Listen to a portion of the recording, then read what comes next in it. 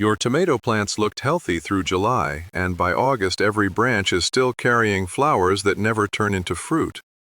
Dark green leaves, thick yellow flowers on every branch, and for 3 straight weeks, not one tomato forms. That happened in my own garden. I blamed the fertilizer, checked the watering, then bought a bottle of Blossom Set spray and used it twice. Nothing changed. The plant was never the problem. One narrow overnight temperature window decides whether those flowers become tomatoes or simply fall away, and it is not printed anywhere on that spray bottle. You didn't water too little. You didn't forget to feed them. Your tomato row looks like the picture on the seed packet, and week after week, there is nothing worth picking underneath it. Walk into almost any garden center this time of year and you'll find the same shelf, stocked right at eye level, Blossom Set spray. One bottle, one label, and a promise to fix any tomato plant that won't set fruit. It doesn't ask which kind of won't set fruit you actually have. It doesn't ask if your plant is too cold, too hot, or too anything. It just sells to whoever walks past looking worried enough to grab it off the shelf and hope for the best. That bottle I mentioned a minute ago, the one that did nothing, I bought it standing in front of exactly that shelf, convinced it had to be the answer because what else was left to try at that point? Followed the label to the letter both times I used it. The next clusters failed exactly like the first. And I remember standing at the end of that row afterward, coffee going cold in my hand, looking at flower after flower and thinking this bottle had cost me money I didn't need to spend on a problem it was never built to solve in the first place. Here's the part I didn't want to admit at the time, the part that made the whole thing so frustrating. The plant itself was doing everything right. Dark green leaves, thick and healthy, the kind you'd point to and call a success. New clusters of yellow flowers opening every few days, right on schedule, like the plant had no idea it was supposedly failing. No wilting, no yellowing, nothing crawling on the underside of a single leaf. A plant that sick does not usually keep flowering that hard while refusing to produce even one tomato. Something healthy enough to keep blooming for weeks straight is not a plant that's dying, whatever it might feel like standing in front of it.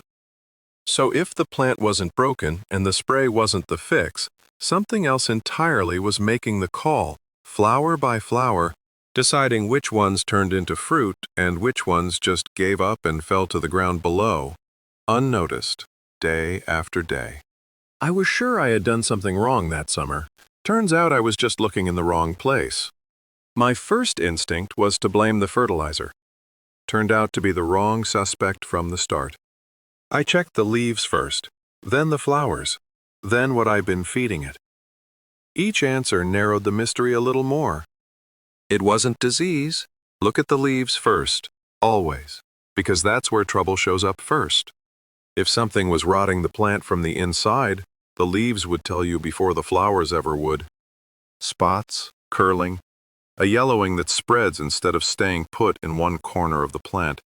Mine were dark green, thick, with nothing crawling on the underside of a single one. That rules out most of the usual suspects right there, before you even get to what's happening with the flowers themselves. It wasn't a lack of bees either, and this is the one that surprises people most. A tomato flower carries both sexes in the same bloom. It doesn't need to go looking for a mate the way most flowering plants do. It just needs one small shake, like a breeze passing through, to finish the job entirely on its own. Tomatoes can set fruit without a managed hive because wind and a little vibration are usually enough to move the pollen. There's an easy way to check that part of the system is still working for you. No equipment required. Next time you're out by the plants sometime in the middle of the day, give one of the flower clusters a light flick with your finger.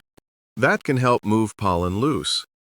It cannot tell you whether something else has already worked against that pollen. That part comes later in this story. Peppers work the same way, carrying the same self-contained setup in every bloom, which is why the two problems tend to show up together in the same backyard the same summer. And it wasn't overfeeding or underfeeding either. A plant starved for nutrients flowers less, not more, and usually looks pale and thin while it does it. Mine was doing the exact opposite, throwing out flower after flower like it had something to prove, cluster after cluster, week after week, with leaves dark enough to look almost blue-green in the evening light. That's not what a hungry plant looks like. It's not what an overfed one looks like either, and by that point I'd already ruled out both ends of that particular mistake. One honest caveat here. All of this assumes your plant isn't showing some other visible problem of its own. Spotted leaves? A wilt confined to one section. Actual bugs you can point to and name. If that's what you're looking at, you're dealing with something else entirely, not what's happening in story. Every reasonable explanation I could think of had a hole in it big enough to walk through. 3 suspects, 3 alibis, and still not one tomato to show for it. Not pests, not bees, not the fertilizer. So what's left? And that was the moment I stumbled on a line in a university extension bulletin that made me go back and read it twice. I was scrolling through it one evening, half paying attention, when one sentence stopped me cold. A University of Missouri extension write-up on tomatoes said that once daytime temperatures climb past 90 degrees and the night doesn't drop back below 70, flowering slows down and fruit set drops off hard. Their researchers were clear that the nighttime number matters more than the daytime one, which wasn't what I expected at all. I've been watching the daytime high on my phone every afternoon like it was the whole story. Meanwhile, the real number, the one actually deciding my harvest, was sitting there overnight while I was asleep. 3 straight weeks. My flowers had been falling, and it had nothing to do with anything I'd done wrong. The nights around here simply hadn't cooled off enough, not once. That whole stretch of July. Peppers run the same script with the dial turned up a few degrees. Same mechanism, just a slightly higher ceiling at night, somewhere closer to 75. Before the flowers start dropping instead of holding on. What's actually happening inside that bloom is simpler than it sounds. Tomato pollen is supposed to release the way flour comes off your hands. Loose, dry, a fine dust that falls exactly where it needs to land. Push the heat high enough, and that pollen stops behaving like dust. It clumps. It sticks to itself. The way sugar turns gummy and stubborn once it's been sitting out in the sun too long. You can shake that flower all day. Nothing useful comes loose. No pollen lands where it's supposed to. No fruit follows, no matter how healthy the rest of the plant looks. And the flower isn't waiting around for you to fix it either. From the moment it opens, a tomato blossom has something like 50 hours to get pollinated before it gives up on its own and drops. That's the entire window. Not a season, not even a week. Roughly 2 days, and then it's finished. Whether you happen to notice or not. Whether you were out there checking on it or at work all day. It gets sharper still. A hard enough stretch, just 3 hours at 104 degrees, is enough to shut down fruit set completely for that round of flowers. You don't need days of extreme heat stacked on top of each other. One brutal afternoon can do the whole job by itself. This is also exactly why that spray bottle from earlier never stood a chance. That hormone spray is built for cool spring nights, back when blossoms drop because the plant just needs a small nudge to hold on to what it's already got. It has nothing to do with pollen that's already turned to paste from heat. You could empty the whole bottle onto that row of plants and nothing would change, because you'd be treating a completely different problem than the one you actually have. One shaded reading tomorrow afternoon will tell you whether this heat window is active. This threshold hits hardest on standard tomato and pepper varieties, not the specialty heat-tolerant types we'll get to shortly. And it shows up clearest during a run of hot days back-to-back, not just one unusually warm afternoon that breaks by evening. A single scorching day here or there, your plant usually shrugs off. It's the stretch without relief overnight that does the real damage. The problem isn't in the soil. It's in the air right around the flower. and it doesn't stop at no fruit. You can't cool down the whole sky above your yard, but you can cool down the 6 inches of air right around your flowers, and that's the only part that actually matters. Start with the thermometer, not the shade cloth. Head out sometime between 2 and 3 in the afternoon. Stick an ordinary outdoor thermometer in the shade near your plants and just watch the number. If it keeps landing above 90 on a regular basis, that's your signal to act, not a guess, an actual reading you can repeat tomorrow and the day after. Once you know that, the fix itself is simple. Before you buy anything, test it for one afternoon with a patio umbrella or an old bed sheet on stakes. If that helps, shade cloth just makes it permanent. Put up shade cloth in the 30 to 50% range over the row, high enough that it never touches the leaves directly. Get it up before the sun gets low and harsh in the late afternoon, not after the damage is already done. That single piece of fabric is doing one job, keeping the flowers and the surrounding air a few degrees cooler during the exact window when the pollen would otherwise start clumping. If understanding this one exact number just saved you from buying another useless bottle of spray or from pulling out a whole row of perfectly living plants to start over, hit subscribe and turn on the bell. There's a new video like this one coming out regularly, and watching one costs you nothing. There's one more layer to this, and it catches people off guard. Even on the plants that did manage to set fruit during all this, some of those tomatoes come in with a hard green patch across the top, almost like a cap that refuses to turn red while the rest of the fruit ripens fine. Think of the red color like a paint that only cures in the right temperature range. Once the shoulder of that fruit bakes in direct sun past about 86 degrees, the paint stops curing right at that one spot. You'll watch the rest of the tomato ripen on schedule while that cap stays green or fades to a dull yellow instead. Past 90 degrees, that green shoulder shows up on almost every fruit you pick. An old gardener I know, a man who has worked the same stretch of ground for decades, showed me the fix for this one summer when my own tomatoes kept coming in with green shoulders season after season. He never left his shade cloth up all day, just during the worst stretch of afternoon heat, then down again once things cooled off.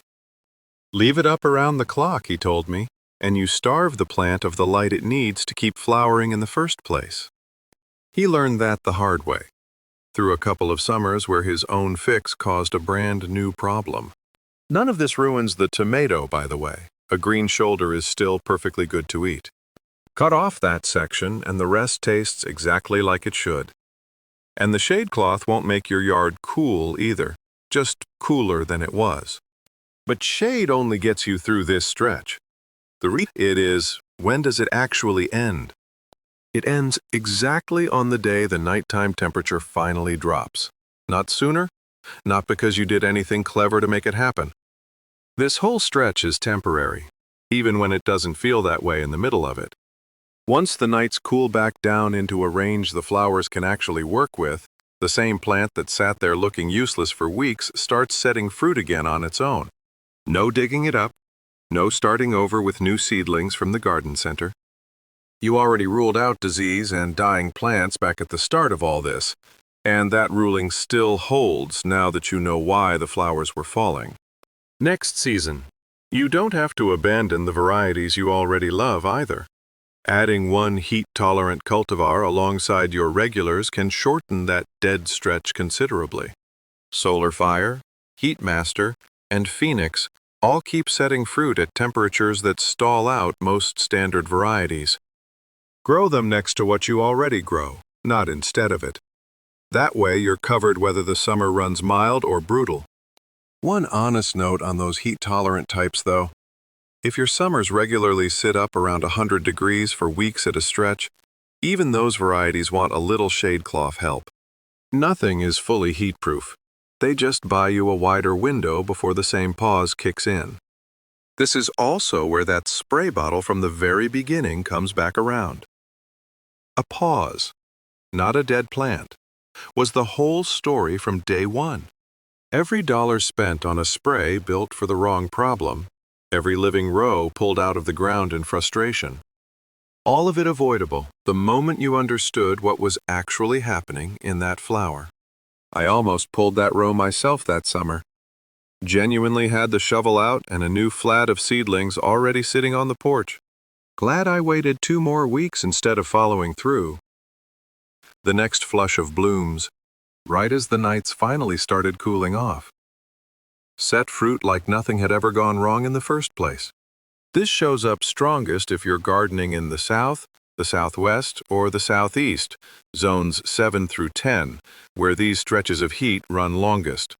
But the same mechanism holds anywhere, any summer, whenever a heat wave decides to camp out longer than usual.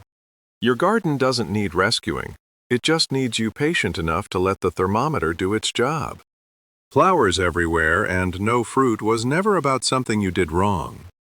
Your pollen was simply waiting on one exact temperature to drop before it could do its job, and you just learned precisely what that number is. This is right around the point when a lot of people panic and dump extra nitrogen at the base of the plant, convinced it must need some kind of boost to snap out of it. Don't. Extra nitrogen right now just pushes the plant into growing more leaves instead of flowers, which only slows fruit set down even further once the nights do finally cool off. Tomorrow afternoon, between 2 and 3 o'clock, stick an ordinary outdoor thermometer in the shade next to your tomato row.